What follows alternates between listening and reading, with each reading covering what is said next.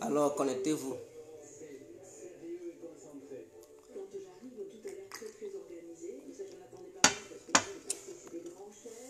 Mettez-vous en ligne. On va se laisser. C'est important. Mettez-vous en ligne, on va se laisser.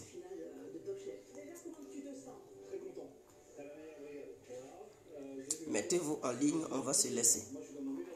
C'est important. Alors, connectez-vous, on va se laisser, c'est important.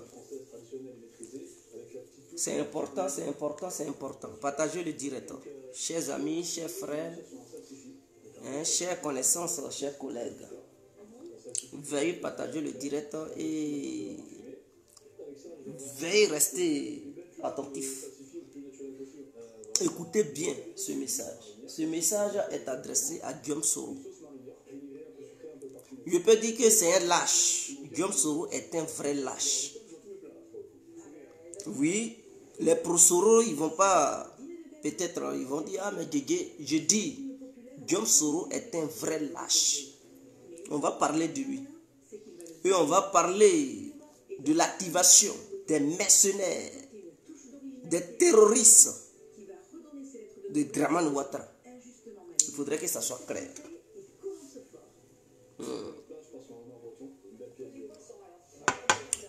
Alors, bonsoir à tous et à toutes.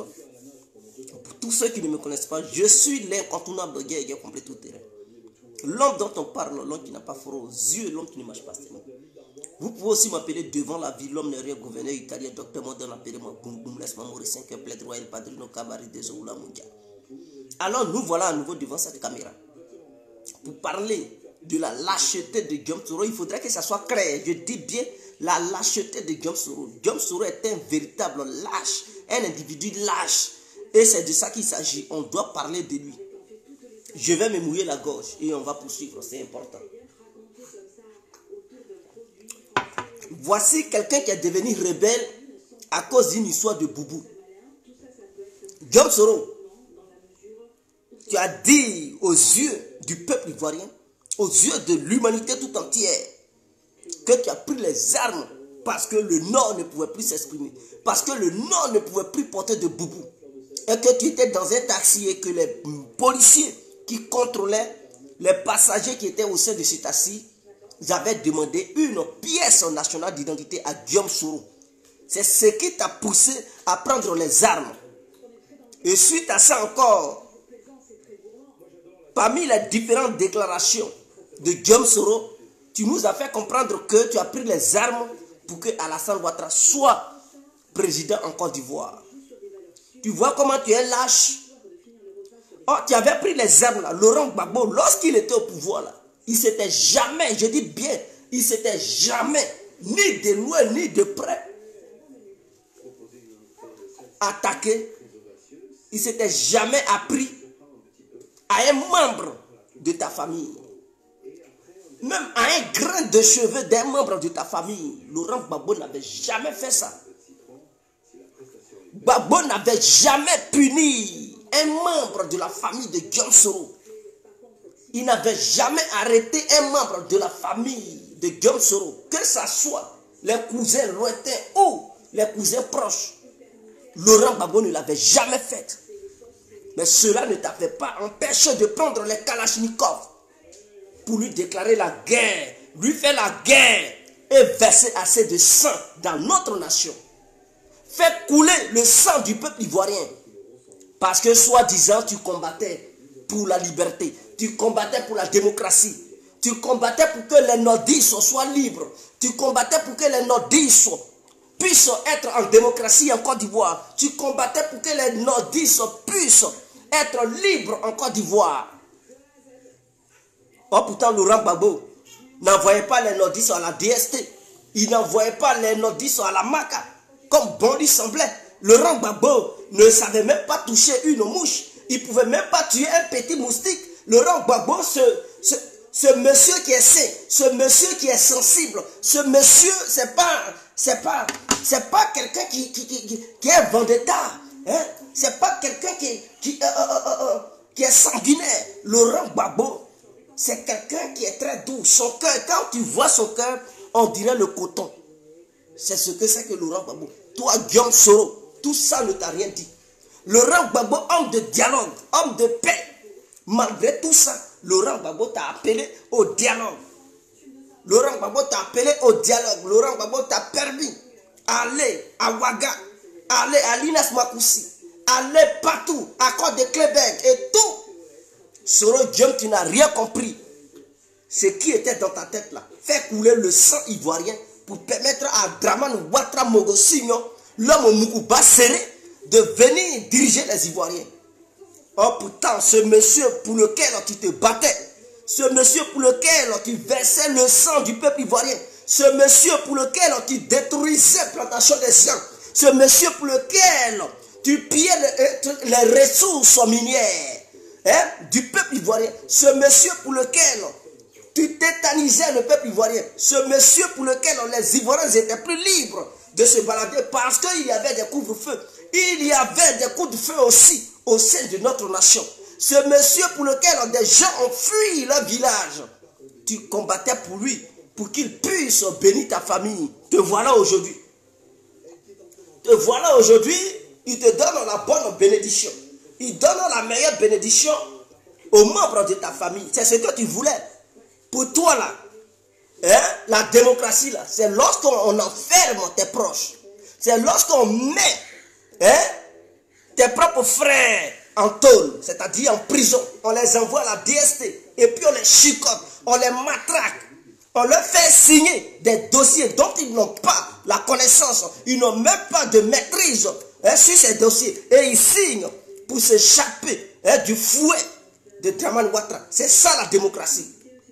J'ai l'impression que les Noirs adorent la torture. Le Noir aime lorsque on lui donne les coups de matraque.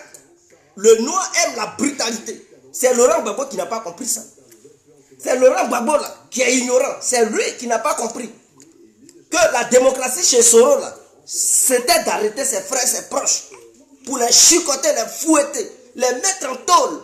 Tous ces proches là, il fallait les arrêter, ses frères, leur donner des vrais pains de chicote, pour que Soro Diom, ses yeux s'ouvrent, pour dire, ah, Woody de maman vraiment qui est vrai démocrate. Voici la démocratie qu'il nous a imposée.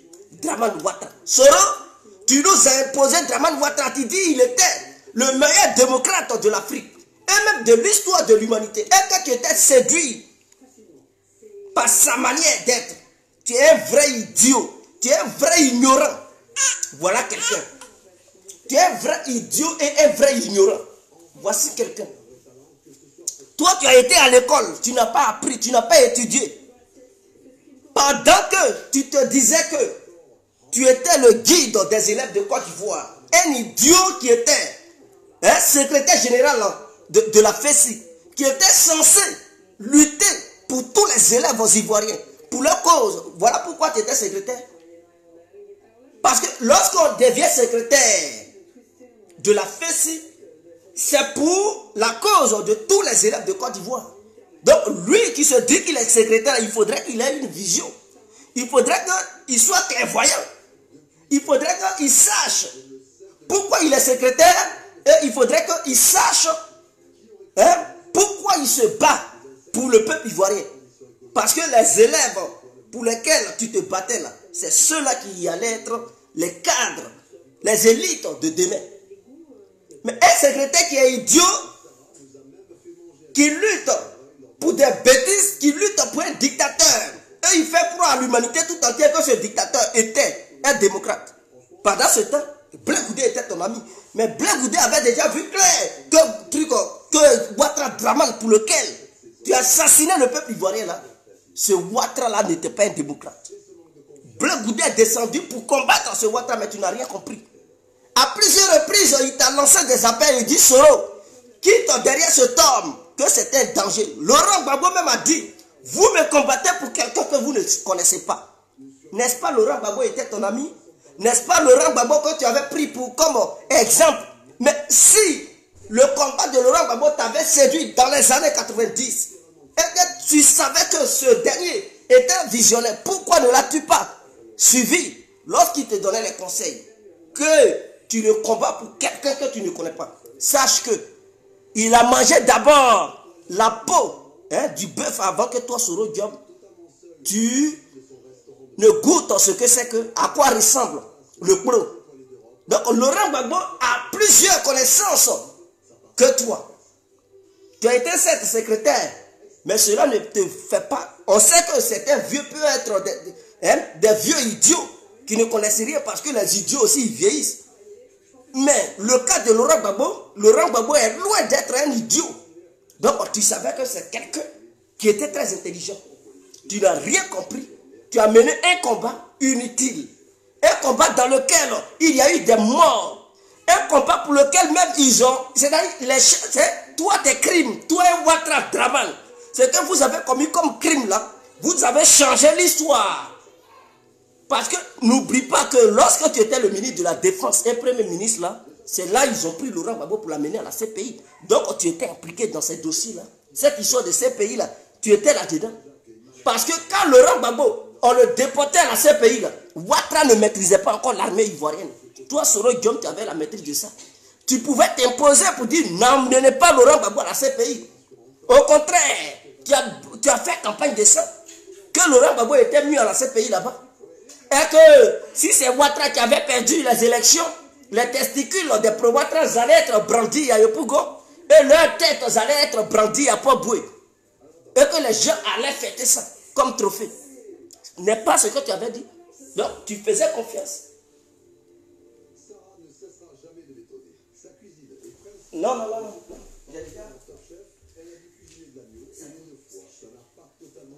C'est bon ça.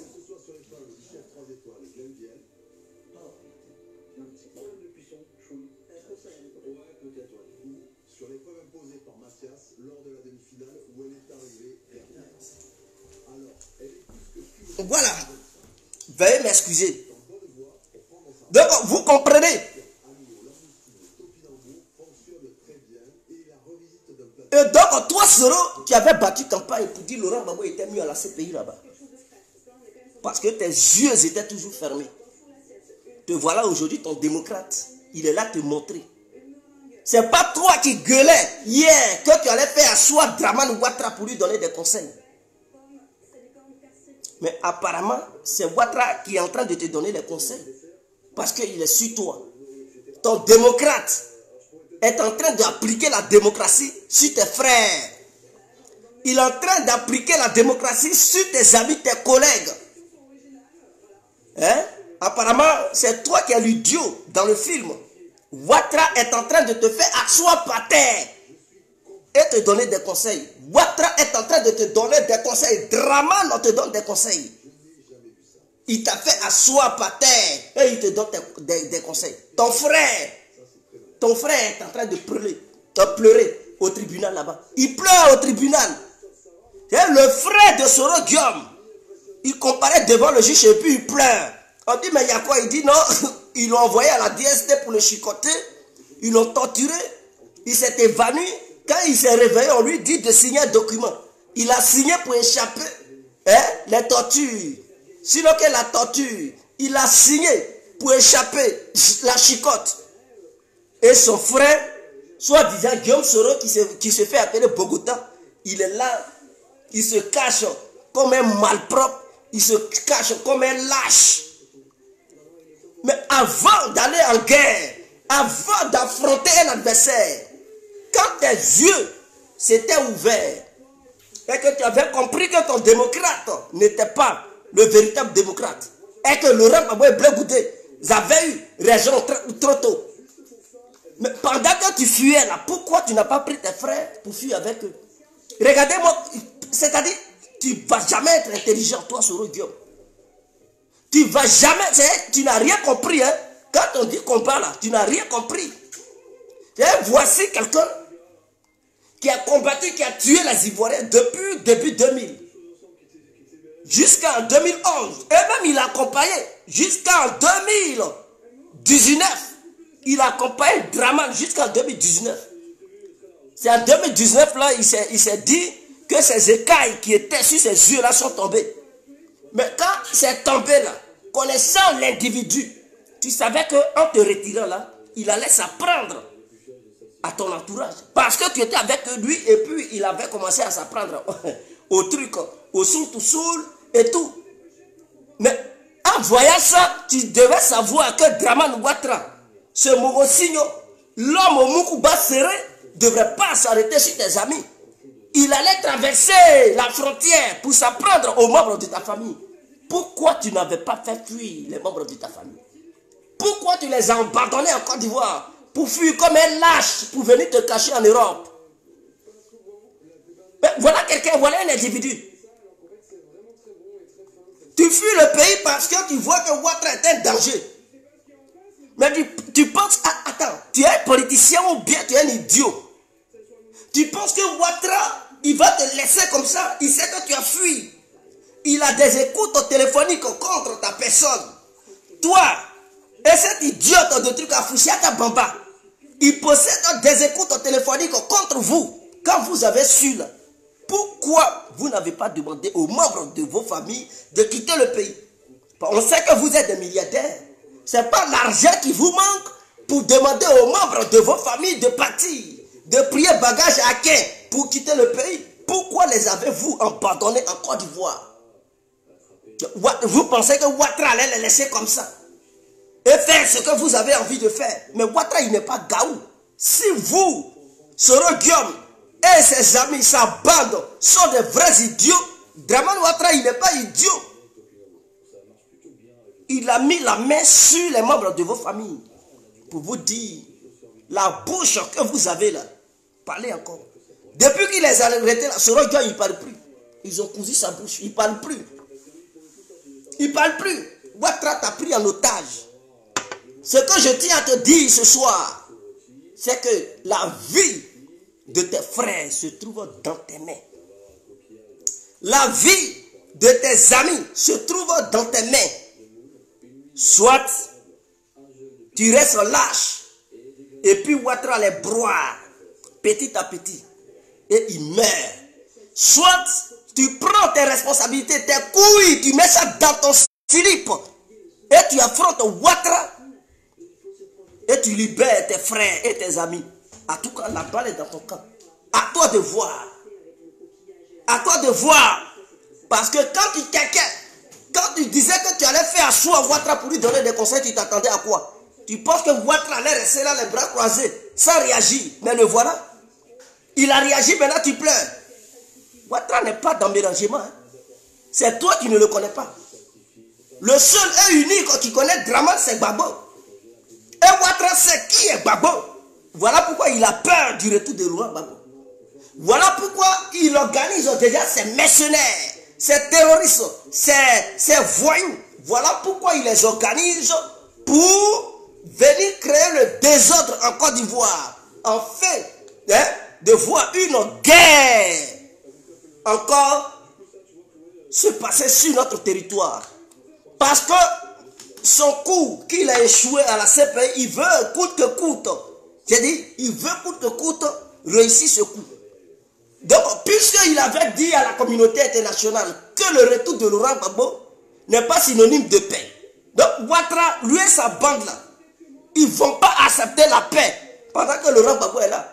Parce qu'aller à la paix, c'est comme s'il donnait raison à Laurent Gbagbo. Et à d'autres personnes qui pensent qu'une fois Laurent Gbagbo en Côte d'Ivoire, ça allait engendrer la paix, la réconciliation. Et si une telle chose voyait le jour, c'est que Laurent Gbagbo venait de triompher et que Ouattara venait de perdre. Ouattara n'est pas prêt.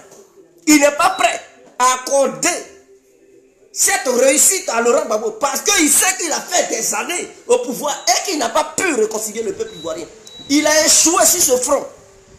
Sur ce côté-là, il a échoué.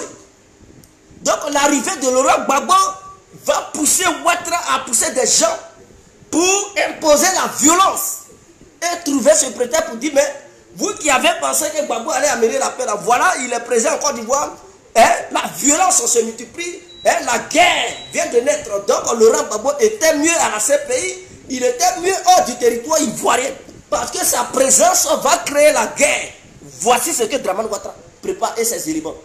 Parce que si sa présence crée la paix, l'union, la réconciliation, les gens vont dire, ah, donc Laurent Gbagbo est véritablement la clé de la réconciliation. Ouattara n'est pas prêt. Lui et sa bande ne sont pas prêts. Alors ils ont commencé à déchirer les affiches publicitaires pour dire qu'ils ne sont pas prêts à accueillir un criminel. Or pourtant, ces copains internationaux, ces copains qui détiennent la justice suprême internationale après la CPI, ont donné raison à Laurent Gbagbo pour dire que Laurent Gbagbo n'a jamais tué une petite mouche en Côte d'Ivoire et même partout en Afrique, ainsi que dans l'humanité entière. Et donc les criminels se trouvent du côté de Dramane Ouattara. Mais Ouattara ne veut pas attendre ça. Hein? Sous cette forme, pour lui là, il a one gamme, il a une seule vision. Lui qui est le criminel, c'est Gbagbo. Même Soro Diom, aux yeux de Ouattara, Soro Diom n'a jamais tué une petite mouche. Parce que Ouattara n'a jamais lancé un mandat d'arrêt contre Soro Diom pour crime contre l'humanité. Non. Cette histoire de mandat d'arrêt qu'il lance à Soro Diom là, c'est une histoire d'atteinte à la sûreté de l'État. Lui, son pouvoir là, les mandats d'arrêt qu'il lance à Soro là, il dit c'est parce que Soro Diom veut le déstabiliser, c'est tout. Il lance aucun mandat d'arrêt disant que Soro Diom a tué des gens. Ouattara, il ne voit pas ça comme ça. Pour lui, Soro Diom, tout ce qu'il a fait là, c'est magnifique. Pour lui, les crimes que Soro Diom a commis, ce sont des crimes parfaits. Pour lui, tout ce que Soro Diom a fait, c'est parfait. Mais cette histoire de Soro Diom veut tenter à vouloir le renverser là. C'est ça qui fait mal à Ouattara. Donc c'est ça, c'est sur ça il se bat depuis lui dans son mandat d'arrêt.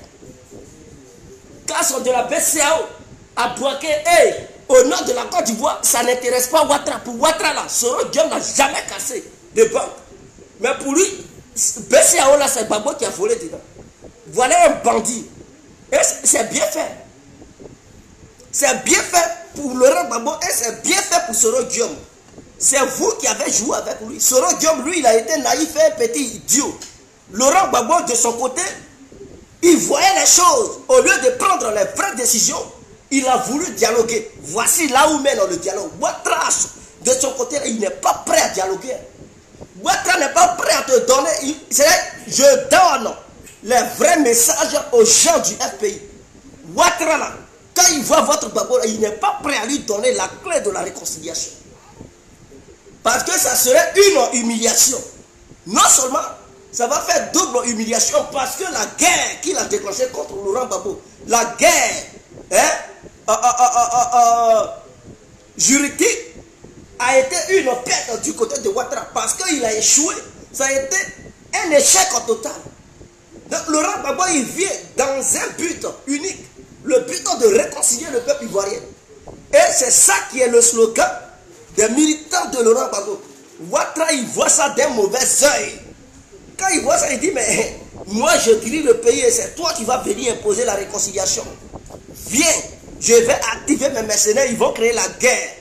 Et dire aux yeux, parce que quand ils vont commencer à manifester, quand ils vont commencer, mais les militants de Gbagbo ne vont pas rester anodins, ils ne vont pas rester les bras croisés. Ils seront dans l'obligation de riposter. Et vous comprenez, Dramane Ouattara, ces tentacules qu'il a partout dans le monde, c'est-à-dire sa bande, cette bande internationale, ils vont commencer à faire de la propagande pour dire, ah, Laurent Gbagbo, sa présence active encore les mercenaires, active encore les miliciens. Et donc, ils ont commencé encore à faire des crimes dans un seul but, un mandat d'arrêt contre Laurent Gbagbo pour dire, Laurent Gbagbo a demandé à ses militants de commettre encore des crimes pour qu'on arrête et le juger. Tout ça, ils savent que ce n'est pas lui, mais pour l'empêcher de diriger, pour l'empêcher d'être président. Parce que non seulement la France a peur, donc il faut créer des choses, une situation pour encore rejeter la responsabilité sur Laurent Gbagbo pour empêcher l'opposition de prendre le pouvoir. Parce que la France sait que si elle ne crée pas une telle circonstance au sein de notre nation en complicité avec Dramane Ouattara, ce Burkinabé, au Moukouba Serré, ils savent bel et bien qu'une élection normale va mettre au tapis le RADP. Une élection normale où les Ivoiriens participeront. Une élection démocratique et transparente, le RADP n'a aucune chance de s'en sortir victorieux. Alors, il faut créer le désordre pour lancer des mandats d'arrêt en désordre et empêcher l'opposition en utilisant la justice. Empêcher l'opposition d'être candidate en utilisant la machine juridique. Voici ce que le RADP prévoit de faire. Donc l'arrivée de Laurent Gbagbo ne va pas créer la paix. Laurent Gbagbo, il va dans l'intention d'imposer la paix. Mais quand il va arriver là, Ouattara sera dans une autre intention. L'intention de déstabiliser le pays lui-même. Il va maîtriser le pouvoir, mais il va pousser des gens à créer des troubles pour dire l'arrivée de Laurent Gbagbo met la Côte d'Ivoire en insécurité. Voici la vision. Donc les gens d'en face, les gens de l'opposition, ils doivent comprendre et se préparer en conséquence. C'est-à-dire vous devez vous préparer à tous les scénarios possibles. Guégué, il est dans la révélation. Guégué n'est pas... La vidéo que j'avais faite avant-hier, j'ai fait la vidéo aujourd'hui. La même nuit, là, il y a eu attaque. Quels sont ceux qui m'ont suivi bien? Soyez honnêtes, hein, quand j'ai dit Ouattara préparait un coup d'État, lui et le ministre de la Défense, qui est Tiene Brahima, il préparait un coup d'État. Et ce coup d'État-là, ça allait pousser le gouvernement à décréter, hein, comment on appelle ça, à décréter,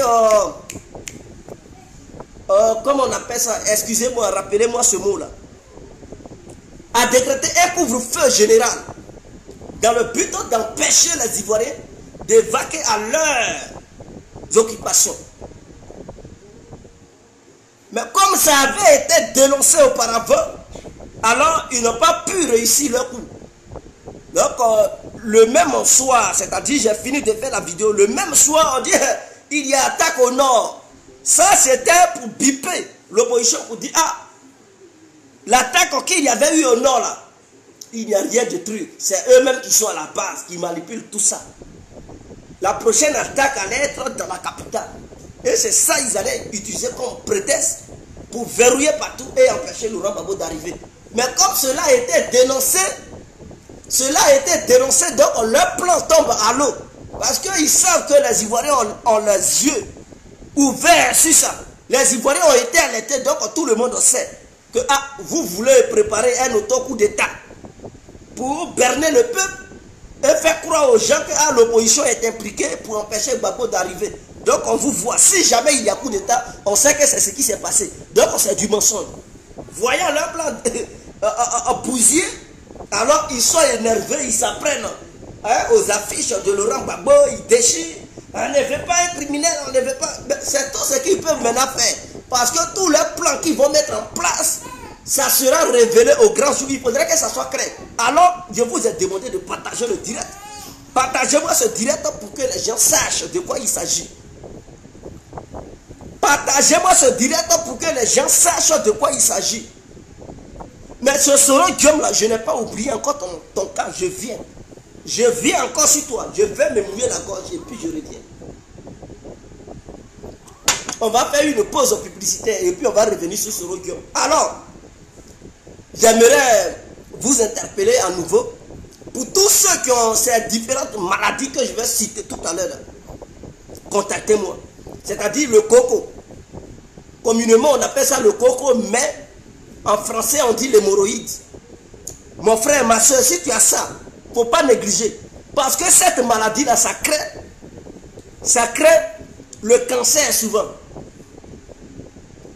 Oui, ça crée le cancer, c'est-à-dire l'hémorroïde interne, ça crée le cancer intestinal. Et l'hémorroïde externe, ça crée le cancer de l'anus. Faites attention. Faites attention. Vous êtes là, vous partez aux toilettes, vous chiez caca brou. Et vous voyez, au sein de votre sein, là, il y a du sang qui est dedans. Ce n'est pas encore le cancer, c'est le coco qui vous fait ça. Ne négligez pas ça. Si tu négliges parce que tu es radé, parce que tu ne veux pas dépenser ton argent, mon frère, quand le cancer va venir dans ton anus, là, c'est fini. C'est fini. Hein? Cancer d'anus, tu peux soigner ça. C'est dur, hein. Ils vont opérer anus là, ils ne peuvent pas enlever. Et ça va te tuer à petit feu. Pour éviter ça là, viens, contacte-moi. avant que l'hémorroïde ne te crée des coups dangereux. Et quand tu as l'hémorroïde, sexuellement, là, tu es faible. Ça t'affaiblit sexuellement. Tu ne peux plus bien pilonner madame au lit. Madame sera déçue de toi. Elle va se poser des questions, mais pourquoi il est comme ça? Pourquoi ça fonctionnait et puis maintenant ça ne fonctionne plus?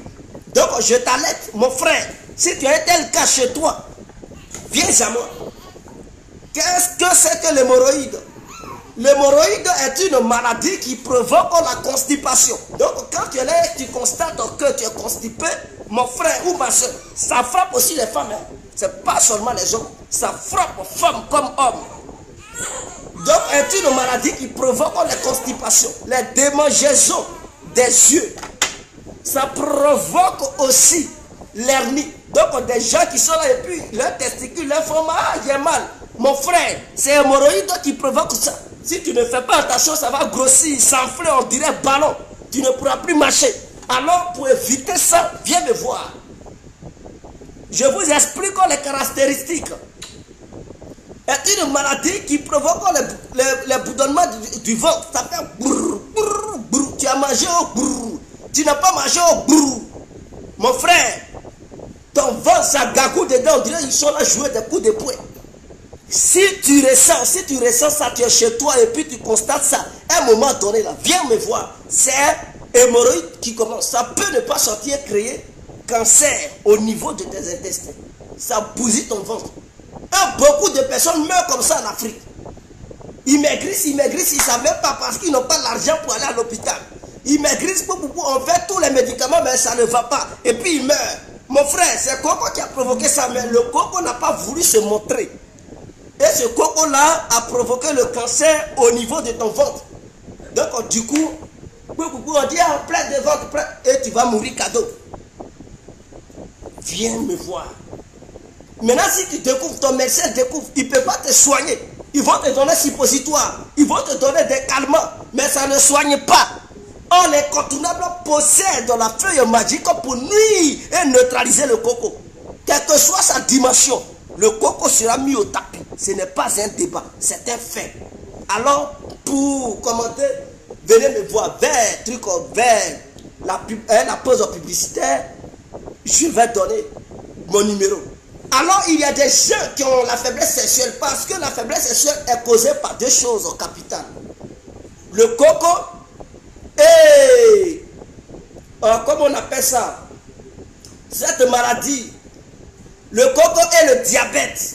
Quiconque a le diabète dans sa vie aura la diminution de la puissance sexuelle. Donc le coco et le diabète provoquent la faiblesse sexuelle. Alors, pour quiconque constate une diminution au niveau de la force de frappe sexuelle au lit, c'est qu'il a l'une de ces deux maladies-là. Le diabète ou le coco. Alors, le médicament de la faiblesse sexuelle est là pour réveiller ta machine génitale. Pour que ça puisse à nouveau frapponner, fracasser, pilonner, nettoyer le radiateur. Et alimenter le disjoncteur, mon frère. Pour que tu sois à nouveau un vrai Woody, un vrai garçon, un vrai pilonneur. Tu vas faire le pilonnage à proprement dit. Donc, si tu as ce problème, viens, je vais te donner la poudre magique. Il faudrait que ça soit clair. Alors, en dehors de ça, il y a des femmes dans leur ventre, il y a des kystes qui sont agrippés là-bas, qui sont fixés, on dirait des cacahuètes, on dirait des toffees qui sont alignés. Et ça les fatigue. Souvent même, ça fait que quand leur homme ou bien leurs hommes couchent avec elles, elles ont du mal à tomber enceinte. Il y a d'autres, elles ont ces kystes et puis elles tombent enceinte. Ça, c'est par la grâce de Dieu. Mais la majeure partie de ces femmes, elles sont incapables de tomber enceinte parce que les kystes les fatiguent. Il y a d'autres, ce n'est pas, les kystes ont grandi jusqu'à ce devenu fibromes. Et les fibromes apparaissent dans la vie d'une femme quand la femme fait des avortements. Donc vous qui faites les avortements, faites attention. Tu n'as pas l'argent qui fait avortement, ma soeur. C'est fibrome qui va venir. C'est fibrome, ce n'est pas enfant. Et puis ça est là. C'est une boule de sang qui se développe, qui pousse des tentacules au sein de ton ventre, qui pousse des dents. Et à un moment donné, si tu n'as pas les moyens pour soigner ça, ça te tue. Tu n'as pas l'argent, tu fais avortement. Tu n'as pas l'argent pour te laver le ventre après l'avortement. Et c'est toi qui seras fait avortement. Avec n'importe quoi. On met des trucs dans ton ventre, on dit bon, on a broyé l'enfant. Oh, pourtant, ça n'a pas été bien nettoyé. Et plusieurs mois après, tu vois que ton ventre est toujours là. Tu n'es pas enceinte, mais tu as gros ventre. Tu fais tout, tu fais sport, mais le ventre ne veut pas. Et puis tu es moyen, tu es grassé, on dirait un poulet qui est mouillé. Ma soeur, tu as fibrome comme ça. Tu as ce problème, viens voir l'incontournable. Ton petit ventre qui est devant toi, ça va être brisé. Je vais mettre ça hors de ta tenue. Si c'est une grossesse, bon. Si c'est un ventre normal, naturel, parce que tu as couché, et puis ça grossit, ça c'est autre chose. Mais si c'est fibrome qui a fait pousser ton ventre, ma soeur, ne t'inquiète pas, viens me contacter. Si tu as le jeton, le fibrome va partir là où il est quitté. Il faudrait que ça soit clair. Mon frère, tu as un problème de rein. C'est tes reins là. Tes reins là. Parce qu'il y a des gens qui ont problème de reins. Leurs reins sont déjà gâtés. Là, il n'y a plus de solution pour eux. Mais tes reins, tu constates que tes reins commencent à avoir des problèmes. On peut encore récupérer tes reins. Ils ne sont pas encore pourris. Ça y est encore là. Mais tes reins n'arrivent plus à fonctionner comme ils fonctionnaient avant. Tu es obligé d'aller faire le dialyse pour filtrer ton sang. Mon frère ou ma soeur, tu es un tel cas, viens voir l'incontournable. Je te donne le médicament, tu te soignes comme il se doit. Ce n'est pas un débat. Tu vas récupérer tes reins. C'est un fait. Est-ce que vous comprenez? Je dis bien, c'est un fait. Maintenant, les femmes qui ont du mal à tomber enceinte, elles s'en vont voir leur médecin. On dit trompe est bouché. Cela est bouché. Vous n'êtes pas compatible. Toi et ton mec. Ah, allez-y, fais un in vitro. In vitro aussi, quand tu veux faire, on dit il faut payer 5 000 €. Tu payes, souvent on fait, et puis l'enfant ne s'accroche pas, il tombe. Tu vas encore refaire 2 fois seulement, ça te fait 10 000 €. Et quand tu fais, il faut entretenir ça parce que ce n'est pas garanti que ça reste. Au lieu de dépenser une telle somme, pourquoi ne viens-tu pas voir l'incontournable? Je te donne le médicament, décanter la situation, incompatible ou pas. L'enfant va venir. C'est un pouvoir qui a été donné au médicament d'accomplir sa mission.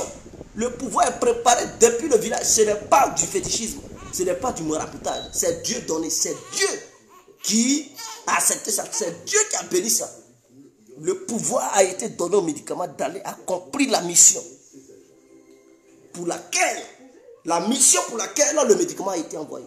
Ce médicament-là, il accomplit cette mission. Qu'il pleut, qu'il neige, elle sera accomplie comme il se doit. Ce n'est pas des bêtises, mais c'est un fait. Alors, pour tous ceux et toutes celles qui aimeraient bel et bien contacter l'incontournable qui a été compris, voici mes 2 contacts. Vous pouvez tout simplement m'avoir via WhatsApp. Je dis bien via WhatsApp. Donc, enregistrez les contacts que je vais vous donner et vous allez me trouver sur WhatsApp. Alors, 0032 46 52 54 128. Alors, les personnes qui n'ont pas bien compris peuvent réécouter la vidéo et noter à nouveau. Deuxième numéro, 0033 7 53 02 44 64. Écrivez bien ces numéros sur vos téléphones portables. Vous allez voir mes 2 WhatsApp. Envoyez-moi des messages pour qu'on échange. Vous allez commander pour vous. Ne craignez rien. Il y a des gens qui doutent. Ah, comment faire? Ne craignez rien. Guégué là, ce n'est pas un arnaqueur. Guégué n'est pas un truc dont il y a des gens qui sont encore réticents. Il ne faut pas t'inquiéter. Tu payes là, ton médicament va arriver. Qu'il pleut, qu'il neige, tu vas recevoir ça. C'est clair. S'il y a une erreur, on va rectifier. Tout est une question de confiance. Donc ceux qui n'ont pas de confiance et celles qui n'ont pas de diable, ce n'est pas la peine. Mais vous ne verrez jamais quelqu'un dit Guégué l'a arnaqué. Jamais de la vie. Et quand je donne mes remèdes, ça soigne. C'est de ça qu'il s'agit. Alors, on quitte ce domaine, je vais m'hydrater la gorge et puis on arrive maintenant sur les politiciens. C'est de ça qu'il s'agit. Oh. On est bon. C'est important. Alors, au passage, j'aimerais interpeller Rachel Desprez Crasso. C'est une femme bêtée qui a décidé de quitter le FPI parce que je sais qu'elle faisait partie des militantes du FPI. Mais elle a claqué la porte pour aller rejoindre Dramane Ouattara parce que c'est une dame qui n'arrive pas à résister. Elle n'a pas pu aller jusqu'au bout. Elle a écouté les uns et les autres pour faire n'importe quoi. Rachel Crasso, au RADP où vous êtes allé là, vous n'avez pas d'avenir là-bas. Votre avenir là se trouve dans l'opposition. C'est un message que je vous envoie. Ce n'est pas la peine d'être grossière. Ce n'est pas la peine de faire la grosse tête. Ce n'est pas la peine de faire le grosso modo.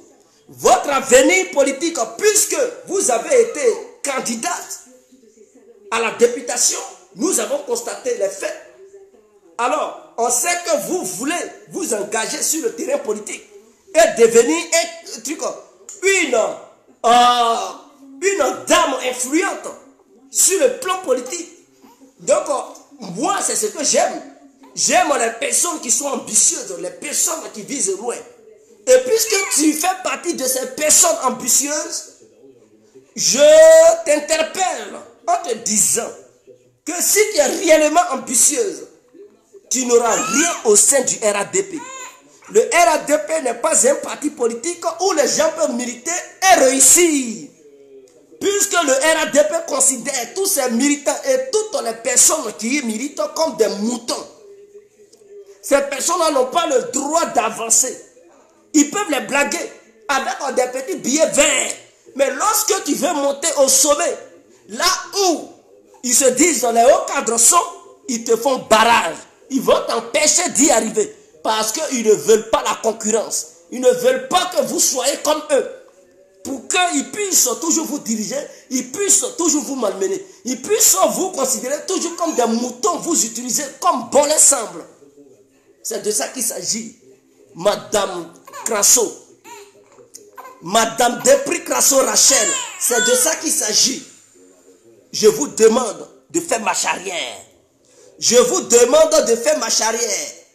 Regardez votre ami Esther Akembo. Si Adama Bitogo n'avait pas fait de complot, elle gagnait Adama Bitogo. Elle avait gagné Adama Bitogo. Mais comme c'est eux qui sont au pouvoir, ils ont usé de leur pouvoir pour voler la victoire de la fille. Ils ont usé de leur influence pour voler la victoire de cette fille. Ce qui veut dire, être dans l'opposition n'est pas un malheur. On peut être dans l'opposition et gagner une élection quelconque. Qu'est-ce qui vous pousse à aller chez Dramane? Avez-vous été voté par les militants de Dramane lors de cette députation? Est-ce que les militants de Ouattara ne vous ont-ils pas pardonné à Gagnoa? C'est ce que j'ai constaté. Johnny Otuao et tous ceux qui ont voulu défier les cadres choisis par Dramane Ouattara, le porteur de Moukouba Serré, ont été tous lâchés. Ces militants-là sont des xénophobes. Hein? Et ce n'est pas la peine de les suivre. En les suivant là, vous n'allez rien gagner là-bas. C'est ce que je dis à mes frères et sœurs qui se sont ralliés au RADP. J'ai été au sein du RADP, j'ai constaté, j'ai vu, j'ai analysé et j'ai certifié. J'ai constaté que ce n'est pas un parti politique où quelqu'un peut rester et avancer. Devenir influent. Devenir quelqu'un cadre au pays là-bas. Le jour où tu veux être candidat ou candidate, ils vont t'abandonner. Ils vont eux-mêmes choisir leur propre candidat, qui vient du Nord, bien sûr. Tu vas pas crier comme un griot. Tu vas pas crier comme une chanteuse qui fait un taracou du RADP, ma soeur. Le jour où tu vas vouloir poser ta candidature, les militants du RADP hypocrites, notoires, vont t'abandonner. Ils ne vont pas te choisir. Si tu veux là, il faut faire 1 milliard de vidéos pour le RADP. Si tu veux là, lave-toi dans le caca du RADP. Ils ne vont pas te voter. Parce que tu n'es pas du Nord. Parce que tu n'es pas du Raté. Parce que... Non, mais... Tu penses que... Non, c'est déjà... Vous n'avez pas encore compris leur gamme, leur science. Sans dedans, ta soeur Annie Kelly, elle est du côté de l'opposition. Il peut y avoir des mésententes. Souvent, elle se clash avec la femme de Gbagbo, la co-épouse de Simone Gbagbo, sinon de Laurent Gbagbo. Les deux se clashent, les deux se vilipendent, mais elle n'a jamais abandonné le combat de Gbagbo. Vous pouvez venir devant le monde entier pour dire non, ta soeur Annie Kelly peut venir témoigner devant le monde entier que elle n'a jamais rien reçu de la part de Laurent Gbagbo. Mais c'est du mensonge. On sait que lorsque Laurent Gbagbo était au pouvoir, elle a mangé avec lui. Et si elle a mangé, toi aussi tu as mangé. Tes parents aussi, ils avaient mangé. Donc, celui qui avait donné les moyens à ta soeur pour nourrir tes parents là, tu ne peux pas venir chier sur lui. Aller jusqu'à manquer du respect à ce monsieur. Et tu dis, Gbagbo m'a convoqué, Gbagbo, mais si tu le dénigres, tu montres son adresse à Dramane Ouattara, le tueur. Tu voulais qu'il fasse quoi? Il n'a qu'à te sourire. Mais en montrant son adresse, tu veux sa mort. Tu veux que les gens envoient, tu ne sais pas qu'il y a cette histoire de filleul en Côte d'Ivoire. Tu veux que les gens aillent déposer une tonne de trucs de poison devant sa porte pour qu'un matin, il touche cette histoire de poignée de porte pour mourir. Alors tu voulais qu'il te caresse parce que tu es qui pour lui? Tu es sa maîtresse? Non, c'est ta grande soeur qui est sa maîtresse. Ce n'est pas toi. Donc il faut te taire. Tu dois suivre l'opposition. Sinon, au RADP où tu es parti là, tu vas bavader, tu n'auras pas d'avenir politique. J'ai déjà dit, j'ai interpellé mes frères et sœurs, j'ai interpellé Charlie Packer, j'ai interpellé Gouza Naounou, j'ai interpellé Léa Koké, j'ai interpellé Zasso en global, Patrick. Que là où ils sont là, ils n'auront pas d'avenir politique là-bas. C'est un fait, ce n'est pas un débat. Zasso là, ce n'est pas aujourd'hui qu'il milite au RADP. Mais est-ce que les gens le considèrent là-bas? Ils ne le considèrent pas parce qu'il est bêté. Vous allez me citer des gens qui ne sont pas bêtés, qui sont bêtés mais qui sont au sein du RADP. Ces gens qui sont bêtés, qui sont au sein du RADP là, qu'est-ce qui s'est passé? Ce sont la majeure partie de ces gens-là se sont présentés comme des candidats indépendants. Une fois élus par le peuple, ils ont vendu les âmes pour rejoindre le RADP. C'est comme ça ils ont piégé le peuple. Et donc le RADP, voyant que ces gens-là, ils étaient déjà cadres avant de se rallier à eux. Donc ils ont fait un bloc derrière eux pour les soutenir. Mais vous n'avez jamais gagné une élection quelconque. Vous n'avez pas d'influence dans vos régions, au sein de votre peuple.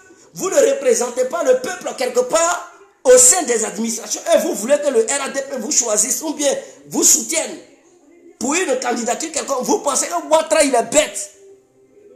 Si tu n'es pas Djoula, lui, il ne fait pas ça. Au contraire, il vous utilise et il prend les Djoula pour les positionner à peu près partout. À l'ouest, au centre, au sud, et puis à l'est de la Côte d'Ivoire. Il les positionne et puis il vous demande de battre campagne pour ces Djoula-là. Je ne suis pas contre les Djoula de Côte d'Ivoire, mais je suis contre les Djoula du RADP. C'est de cela que je parle. Non seulement il vous utilise, il utilise les frères de l'Ouest et les sœurs de l'Ouest, et il prend un candidat venant du Nord, communément appelé les Djoula, qui sont RADP, il les met devant pour dire, ah, toi, vous venez de l'Ouest, battez campagne pour lui, c'est lui qui est le candidat du RADP. Donc, ils vous font comprendre que vous vous battez pour le parti. Mais en réalité, ils vous utilisent pour vous battre afin de positionner quelqu'un qui ne vient pas de votre région. Or, vous-même là, vous êtes mieux placé pour représenter les cadres de vos régions. Pourquoi le RADP vous délaisse et utilise des gens venant d'une autre région lointaine pour vous demander de battre campagne pour eux, pour que ceux-là, ils puissent devenir des cadres. Et une fois des cadres, ils reçoivent des millions, leur compte votre sang bien garni. Et puis c'est eux, quand vous allez leur demander des aides demain, ils vont dire, foutez-nous le camp. Vous foutez des gens. On essaie de vous conscientiser, vous ne comprenez pas. On essaie de vous rappeler à la raison. Vous ne comprenez pas. Vous voulez être borné. Le temps passe. Les gens vieillissent. Rachel Desprez Crasso, tu vieillis. Tu ne deviens pas jeune. Hein. Tu vieillis. C'est le moment de saisir ta chance. D'ici 5 ans, là, tu vas avoir tes cheveux vont devenir blancs fatigués. Tu comprends? Tes cheveux, par exemple, je sais que tu es dans les quarantaines. D'ici 5 ans, là, ou 10 ans, là, tu ne seras plus la même. Tu n'auras plus d'influence en Côte d'Ivoire. Et tu ne vas pas devenir de cadre au sein de notre nation. Si tu ne quittes pas le RADP. Bah, là où tu es, là, à Gagnoua, là, personne ne peut faire de toi député à Gagnoua. Si tu ne reviens pas à la raison. Parce que le RADP ne va jamais te choisir là-bas comme sa représentante à une élection législative ou bien à une élection municipale. Tu ne vas pas devenir maire, tu ne vas pas devenir député. Même sénatrice, même ils ne vont pas te nommer là-bas. Même un siège au sein du conseil régional de Gagnoua, hein, de la région des fromagers, ils ne vont pas te nommer là-bas. Tu milites là-bas pour faire quoi? Hein, tu vas bon militer et puis ils vont prendre d'autres. Ils vont les mettre devant toi. Et puis ils vont dire qu'il faut les soutenir. Toi, tu es là pour être en soutien seulement. C'est toi maintenant qui vas attraper les saints. Mais toi aussi, tu ne veux pas être saint pour que quelqu'un devienne ton soutien. Qu'est-ce qui se passe dans vos têtes? Tu vas aller au nord, tu vas être candidate. Qui va te voter même? Nordis va te voir pour dire, elle s'appelle Desprez Crasso Rachel, elle lutte pour le RADP, donc je donne ma voix. Tu vas au nord, c'est 0 voix que tu vas avoir là-bas. Tu penses que c'est vous qui pensez, non, on ne doit pas politiser hein, la politique selon les régions. Le RADP, là, c'est ce que le RADP fait.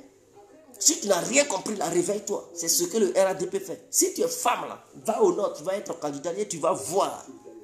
Malgré que tu es militant du RADP, ils vont enlever ça dans tes yeux. Et c'est là que tes yeux vont s'ouvrir.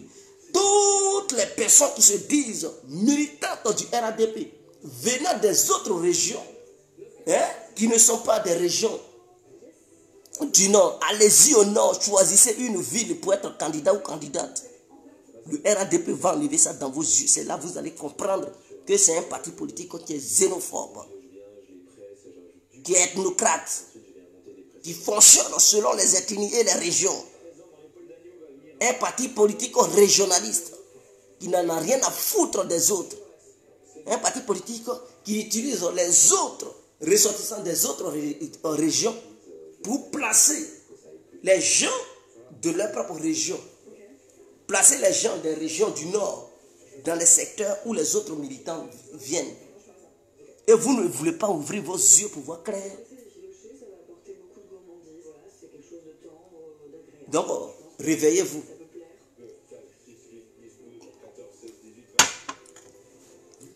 Aaron Sidiki Koulibaly, il dit, tu n'as même plus de vue. Je n'ai pas de vue, mais j'ai l'argent que toi. Petit morveux de merde. Tu fais quoi? Si je n'ai pas de vue, tu m'as déjà vu, non? Donc c'est rentré dans tes nyoukoulis là. Regardez-moi des têtes comme ça. Un petit malhonnête, un petit malheureux de ma foi que tu es. Il faut dégager de ma chaîne. Je n'ai pas le temps à perdre.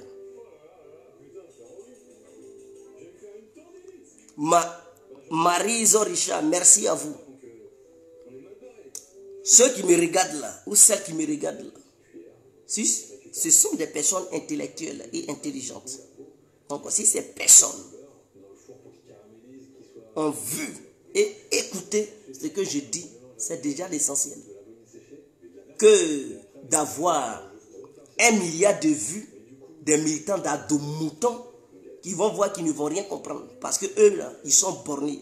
Depuis quand mouton comprend. Donc tu vas beau avoir 1 milliard de vues des moutons de Ouattara, ça ne change rien. Or, 2 vues seulement des militants de l'opposition venant de la part de Laurent Gbagbo, mon frère, c'est comme si tu avais conquis tout le pays. Parce que ce sont des personnes intelligentes et des personnes compréhensibles. Donc, voici c'est ce qui est clair. Le nombre de vues a diminué parce que Facebook a restreint ma visibilité, c'est tout. Donc, je suis sanctionné, c'est tout. C'est vous, les ados-moutons, là. Quand vous avez des comportements de moutons, vous avez signalé pour que Facebook me sanctionne, c'est tout. Sinon, en dehors de ça, vous savez que il sort de parole, il n'y a pas les ados-moutons qui possèdent la parole que moi. Donc, vous comprenez? Voilà, on est ensemble, Maître Descoster, Bebro, on est ensemble, Yann Miracle, premier, big up à vous. Donc, Soro Guillaume, soit tu te lèves pour bomber tes couilles, pour affronter Draman, soit tu restes dans ton mutisme notoire et Draman tracasse, mate, torture tes frères et tes amis. En tout cas, la balle est dans ton camp. Ce sont tes actions qui vont pousser des gens à te faire confiance ou à te fuir. Parce que on n'est pas leader parce qu'on est leader. Quand tu es leader, les gens qui te suivent, c'est parce qu'ils ont confiance en toi. C'est comme si tu es leur commandant. Et un commandant qui va au front avec ses éléments, les éléments là doivent compter sur leur commandant. Au cas où ils sont en danger, qu'est-ce que le commandant doit faire pour les enlever dans ce danger-là, pour les libérer dans les griffes de l'ennemi?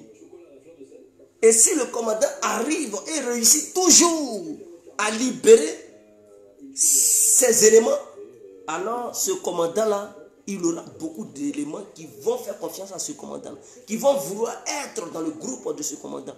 Parce qu'ils savent que quel que soit Alpha, le commandant ne leur abandonne pas sur le terrain. Même s'ils sont morts, ils n'abandonnent pas leur cadavre. Les gens seront fiers d'être dans le groupe de ce commandant. Mais toi, Soro Guillaume, tu as créé un mouvement appelé GPS. Le mouvement n'a même pas encore bien pris. Ça commence à prendre. Les gens commencent à te faire confiance. Et Draman Ouattara, ce Mogosigno ou Moukouba Seré, arrête tes proches et tes propres frères.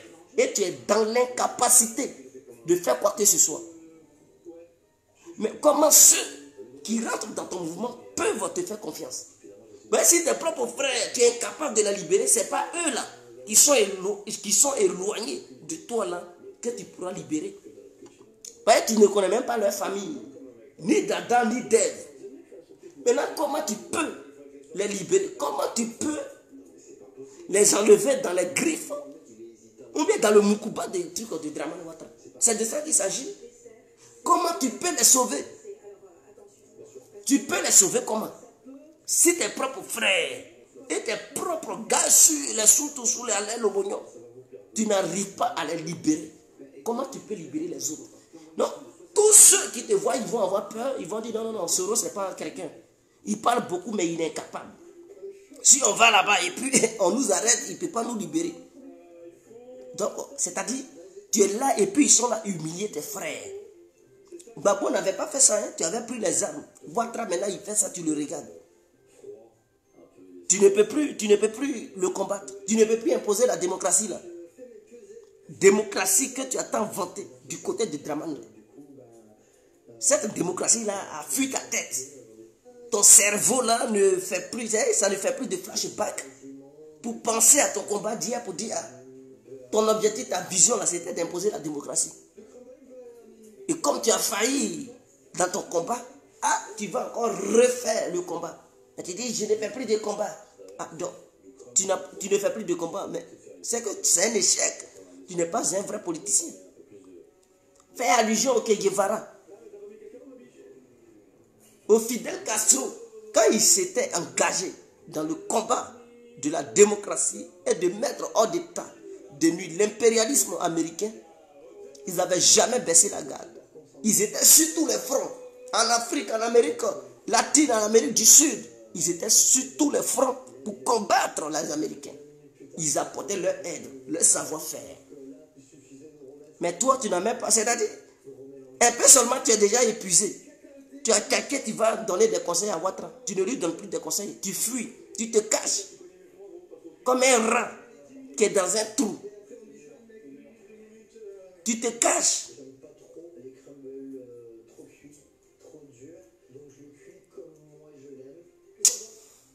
Vraiment. C'est pas la peine quoi. C'est-à-dire tu vas regarder, assister à la souffrance de tes frères et de tes amis. Et ils vont mourir devant toi. Tu vas venir pondre des communiqués. Il a tué mon frère. Tu penses que Ouattara, lui, il est dans l'histoire de lamenter. Tu vas beau te lamenter, il s'en fout. Il est là, fait payer ça. Il ne va pas les libérer. Hein. C'est-à-dire, si tu es là, comme un poulet mouillé, un poulet glacé, un coq, qui fait la diarrhée, qui est là moins, qui ne peut pas se battre, sur Diom, tu dois savoir que Ouattara, il n'est pas prêt à libérer tes gars. Tant que tu es caché, tant qu'il ne met pas la main sur toi, là, il ne va pas les libérer. S'ils doivent périr en prison, ils vont périr. C'est ça la vision de Ouattara. Si Ouattara doit rester là jusqu'en 2030, sache que tes propres frères là, seront en prison jusqu'en 2030. Il ne faut pas penser que non, c'est à coup terme. Ouattara, lui, il ne calcule pas l'histoire de coup terme. Il calcule cette histoire à long terme. Et sa vision, là, son projet, là, ce n'est pas de voir le RADP quitter le pouvoir. Or, il sait que s'il libère tous ceux-là, tu vas les utiliser pour faire complot contre lui.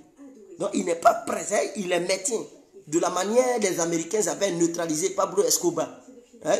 Les Américains ont frappé l'entourage de Pablo Escobar pour l'affaiblir. C'est ce que Ouattara est en train de te faire. Il frappe tes éléments durs là, sur lesquels tu comptes. Il les frappe un à un, il les arrête un à un. Pour qu'au pays là-bas, tu puisses être affaibli. Parce que pour causer avec les chefs militaires et tout ça pour planifier des plans, ce sont des gens-là, des éléments qui sont sur le terrain. C'est par eux que tu passes. Pour croiser les militaires et tout, pour faire les réunions et leur proposer des deals. Maintenant, une fois arrêté, là, tu ne peux plus les croiser. Ceux qui sont là-bas, ils ne sont pas efficaces. Et les militaires ne vont pas leur faire confiance. Si tu envoies des messages, ils vont intercepter ça. Ils sauront que Soro a envoyé un message à telle personne. Ils seront sous surveillance. Donc voilà, c'est ce que Ouattara est en train de faire pour t'avoir. Et toi, tu es là comme poulet mouillé. Tu ne peux pas te lever. Tu ne bandes plus. Tu ne bandes plus. Ou bien c'est mort. Regardez-moi des idiots comme ça. Révolution. Je veux la démocratie. Je veux la... Ouattara sur ta famille. Maintenant, il faut manifester les actes forts de la démocratie. Et puis là, tu ne peux plus. Ou bien c'est parce que Laurent Gbagbo ne venait pas du Nord. Donc, tu étais prêt à le combattre. C'est ça, je dis, ces gens-là qui viennent du Nord, là, vraiment. Parce qu'ils ne venaient pas du Nord. Et qu'il était de l'Ouest. Soro Diom qui a pris des armes parce que c'est quelqu'un de l'Ouest qui était au pouvoir. Donc, il fallait le combattre. Pour ça, il fallait verser le sang. Mais quand c'est un homme du Nord qui a pris comme la dictature, qui même tue tes propres frères, qui les met en prison, tu trouves que c'est la démocratie. Tu l'enclames. Tu es là, tu ne parles plus. Vraiment, cette affaire-là, c'est mauvais de ta part. Tu n'es pas cohérent. Tu n'es pas objectif. Tu es mauvais. Tu es nauséabond. Tu pues mal. Tu pues mal, Soro Diom. Parce que Gbagbo n'était pas du Nord, tu l'as combattu. Il ne faisait pas comme Ouattara. Tu as pris les armes pour le combattre, l'empêcher de gouverner. Tu as pris les armes pour tétaniser les Ivoiriens. Tuer, massacrer les jeunes. Est-ce que Gbagbo te mettait en prison? Est-ce qu'il arrêtait tes frères? Est-ce qu'il arrêtait tes soeurs? Est-ce qu'il arrêtait tes enfants? Qu'est-ce que Gbagbo te faisait? Est-ce qu'il s'apprenait à tes parents? Malgré la rébellion, Laurent Gbagbo n'avait jamais mis la main sur l'un de tes frères. Or, pendant ce temps, tout le monde savait que c'est toi qui étais derrière la rébellion. C'est toi qui commanditais la rébellion. Tu tenais des gros discours. Tu étais assis devant les presses du monde. Sinon que la presse du monde. Est-ce que Laurent Gbagbo a eu une fois mis la main sur l'un de tes frères? Parce qu'il savait que Soro Diom n'est pas Simon Soro. Il savait que Soro Diom n'est pas l'autre. Il n'était pas les autres. Lui, il avait affaire à Soro Diom. Il n'avait pas affaire aux membres de la famille de Diom Soro. C'est ça, on dit quelqu'un, il n'est pas dictateur. Parce que la vraie dictature, là, Quand tu commets une erreur, la dictature s'apprend à ta famille. C'est ce qu'on appelle la vraie dictature. C'est-à-dire, quand un membre de ta famille déconne, à cause de ce seul membre de la famille, même si ce dernier s'est échappé, ils vont s'apprendre à tous ceux qui font partie de la famille que ce dernier qui a déconné. Et c'est ce que Ouattara est en train de montrer. C'est-à-dire, toi seul, Soro, Ouattara te reproche des faits. À cause de toi, là, Ouattara s'apprend aux membres de ta famille. Et tous ceux qui sont de près ou de loin amis avec toi, là, ils s'apprennent à eux. C'est ça, là, on appelle dictature. C'est ça, là, qu'on combat. C'est pour ça, là, on prend les armes.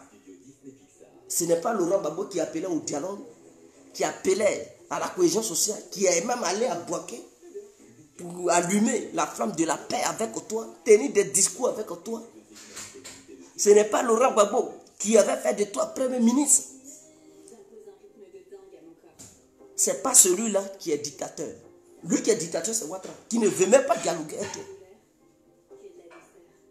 Qui s'apprend aux membres de ta famille, qui s'apprend à tes connaissances, qui s'apprend aux militants de ton parti, qui s'apprend à tous ceux qui sont opposés à son gouvernement, qui s'apprend à tous ceux qui critiquent son gouvernement, qui s'apprend à eux, qui les met en prison, qui arrête un militaire, qui enlève, qui fait des enlèvements, des portées disparues. C'est ça là on appelle dictature. C'est pour ça là on prend les armes. C'est ça là on combat. Ce que tu as combattu hier là, c'était pas ça. Tu avais combattu la démocratie. C'est la démocratie là. Tu avais fait l'erreur. Tu pensais que c'était la dictature. Tu as vu? Tu as confondu la démocratie et la dictature. Tu as combattu la démocratie pour imposer la dictature aux Ivoiriens. Aujourd'hui, tout le peuple ivoirien souffre de la dictature que tu as imposée à leur pays. Hier, Soro Guillaume, tu avais combattu la démocratie pour nous imposer la dictature. Aujourd'hui, maintenant, on est sous la dictature. Oh, pourtant, les présidents précédents, nos aïeux, avaient lutté pour la démocratie en Afrique. Soro Guillaume, tu as quitté à l'école pour secrétaire général de la FESI. Tu dis non, pour toi la démocratie, c'est ça qui est la dictature. Tu prends les armes, tu combats la démocratie et tu nous imposes la démocratie. Laurent Gbagbo était la démocratie. Laurent Gbagbo incarnait la démocratie. Laurent Gbagbo était le leader de la démocratie. Je peux dire même de l'Afrique. La démocratie africaine, Laurent Gbagbo représentait ce leader-là. Tu l'as combattu. Et tu nous imposes le leader de la dictature africaine. Et Ouattara, il incarne bel et bien la dictature africaine. C'est celui-là que tu nous as imposé. Voilà, en Côte d'Ivoire, on est plus libre. Tu n'as pas courant, tu parles, on te met à la maca. Tu travailles, on ne te paye pas, tu prends une pancarte pour dire, ah, je n'ai pas eu mon salaire. On envoie les policiers pour te gazer. Si tu ne veux pas te taire, on t'envoie à la maca. Quand tu as la chance que tu pars à la maca. Sinon que tu es porté disparu, c'est ta tête, on coupe. Et puis on te met dans un gros trou là-bas, on te ferme. Est-ce que vous comprenez? Les denrées alimentaires sont chères. Tu parles. Ouattara envoie des gens la nuit en cagoulé, il t'enlève. Parce que tu as parlé. Il n'y a pas d'eau potable. On t'envoie quand même une facture. Une facture exorbitante qui va au-delà même de la consommation d'eau que tu as faite pendant les 3 derniers mois. Ou bien le mois. Tu parles, on t'enlève. Tu as porté disparu. C'est ça là on appelle dictature. C'est ça on combat sur le Guillaume. Il ne faut pas confondre la démocratie et la dictature. Voilà pourquoi je dis, tu es un vrai idiot. Excusez-moi, je sais que les pro-Soro vont s'énerver, mais c'est un fait. Soro est un vrai idiot. Il a combattu la démocratie, il nous impose le leader de la dictature. Maintenant, le leader de la dictature est celui, il fuit. Il va où? Va en Côte d'Ivoire. On t'attend en Côte d'Ivoire. Vas-y. C'était la démocratie. On ne fuit pas la démocratie. Lorsque la démocratie est dans un pays, on se sent libre. On ne fuit pas pour aller de pays en pays. Lorsque la démocratie règne dans un pays, on ne voit pas ses frères et amis être emprisonnés. On ne voit pas des gens être portés disparus. Mais tu installes la démocratie et tu fuis. Tu vas où? Tu vas où, Soro? Vas-y, va vivre la démocratie. Tu n'as même pas encore vécu la démocratie, tu fuis. Afficha ta baba. Tu es où? Vas-y, va vivre la démocratie. Ouattara vous attend. le grand démocrate de l'histoire de la Côte d'Ivoire, il vous attend. Allez-y, vive la démocratie. Voilà une idiote encore, à Foussiata Mbaba. Voilà des gens. Vraiment, ça me fait mal quoi. Quand je vous vois, je ne sais pas qui est vos conseillers, qui est autour de vous, qui vous donne des conseils. Mais en tout cas, ces conseillers-là, ils sont nuls à chier. Ils sont nuls à chier. Ils ne sont pas des vrais conseillers. Ces conseillers-là, ils sont nuls à chier. Ça me fait trop mal. Ça me fait trop mal. Mais nous, peuple ivoirien, on ne va pas baisser la garde. Toi, Soro Guillaume, la dictature que tu as envoyée là, que tu appelles la démocratie là, nous, on va démanteler ça. On va enlever cette dictature dans notre pays pour réinstaurer à nouveau la démocratie qu'on appelle la démocratie, qui est représentée par le leader, le seul leader incarné de l'histoire de l'Afrique, son excellence, M. Laurent Gbagbo. Il sera réinstallé pour diriger à nouveau la démocratie africaine, pour donner la voix à la démocratie africaine. Nous ne voulons plus les dictateurs comme Dramane Ouattara.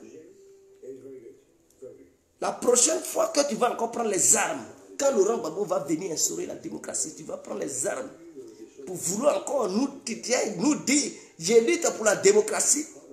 C'est ton anus là, on va couper. Est-ce que tu comprends? C'est anus là, on va prendre et puis on va cisailler ça, on va couper ça. Premier jour, on t'a laissé. On a essayé de négocier avec toi et tout parce que tu es fils du pays, tu n'as rien compris. Tu as semé le bordel, tu nous as envoyé un tueur à gage. C'est ça que tu appelais la démocratie. Tu nous as envoyé un gagamou. Tu nous as envoyé un danger même. Un danger permanent en Côte d'Ivoire.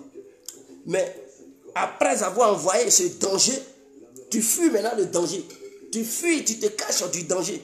Ce danger a attrapé tous les membres de ta famille, tes proches et tes propres militants. Et tu es incapable d'arracher tout cela dans les mains du danger. Mais nous, dignes fils de la Côte d'Ivoire, on va lutter petit à petit. Avec notre leader de la démocratie, Laurent Gbagbo. On va lutter jusqu'à on va bouter ce danger hors du territoire ivoirien. On n'a qu'à encore voir des segments en Côte d'Ivoire pour dire non, tu viens encore lutter pour la démocratie. C'est un muscle qu'on va attraper pour couper. Regardez-moi comme ça, un idiot. On va lutter, on va enlever Ouattara. La prochaine fois que tu vas prendre des calages pour dire soit disant je lutte pour la démocratie, c'est un muscle qu'on va couper. Tu ne vas plus avoir d'anus. Regardez-moi ça. Si on se laisse, c'était l'incontournable bien compris. Ciao.